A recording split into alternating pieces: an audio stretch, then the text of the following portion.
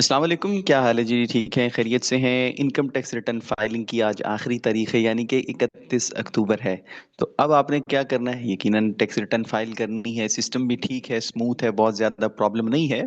थोड़ा बहुत डाउन हुआ था बीच में, लेकिन अब सिस्टम ठीक चल रहा है। तो आपने अपनी टैक्स रिटर्न फाइल करने की कोशिश करनी है जितनी मैक्सिमम हो सके। ये स्पेशली मैं उन लोगों से बात कर रहा हूँ जो कि टैक्स कंसल्टेंसी की सर्विसेज देते हैं।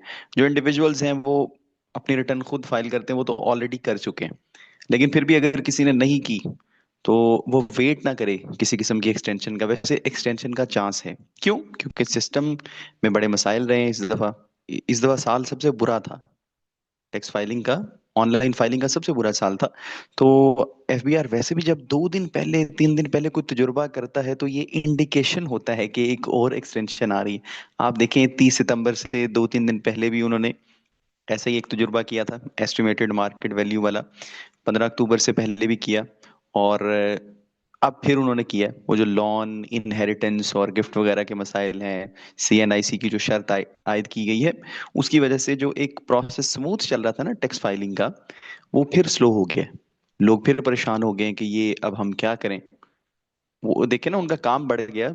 जो हमारे कंसल्टेंट हजरात हैं, ये टैक्स एडवाइजर्स हैं, उनकी मेहनत बढ़ गई, काम बढ़ गया, फिर सिस्टम कुछ चीजों को एक्सेप्ट नहीं कर रहा। और स्पेशली उन रिटर्न्स में जिनको आप रिवाइज रिटर्न कह सकते हैं, कुछ लोग रिटर्न रिवाइज कर रहे हैं, उसमें चीजें ठीक करने की कोशिश कर रहे हैं, सिस्टम उसको एक्सेप्ट नहीं कर रहा।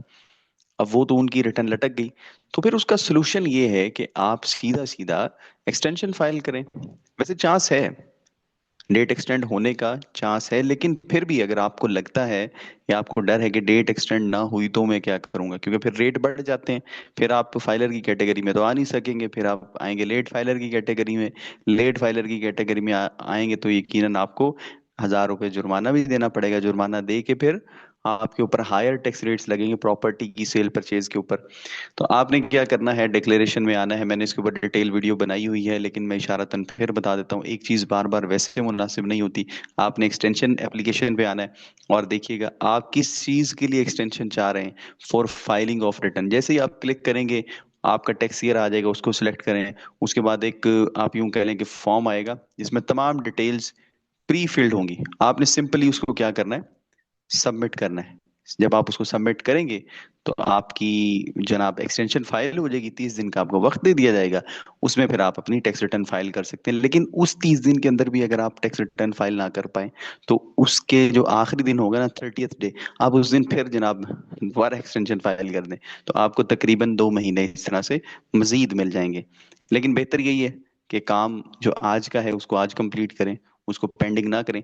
लेकिन क्योंकि मसाइल थे, उनकी वजह से अगर आपकी बहुत सी रिटर्न्स फाइल होने वाली हैं जो अभी तक नहीं हो पाई, तो उनको आप एक्सटेंशन के लिए फाइल कर दें, ताकि आप लेट फाइलर वाली कैटेगरी से बच सके और फाइलर वाली कैटेगरी में आ सके। अपना ख्याल रखिएगा।